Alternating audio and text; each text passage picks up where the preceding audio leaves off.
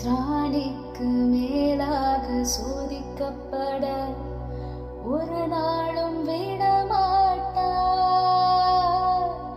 திராணிக்கு மேலாக சோதிக்கப்பட ஒரு நாளும் விடமாட்டார். தாங்கிடும் பலன் தருவார், தப்பிச் செல்ல வழி செய்வார்.